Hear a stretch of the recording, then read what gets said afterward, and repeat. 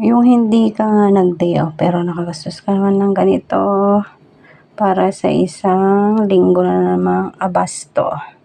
Tingnan natin ang pinamili ko. Tinapay.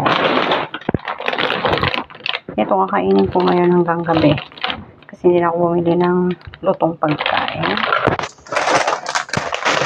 Yan din. Lulutuin ko. Chips natin.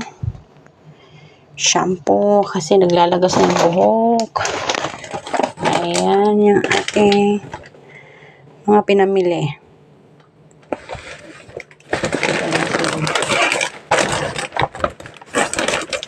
Biscuits lang naman yung nasa loob eh. Tsaka chichirya.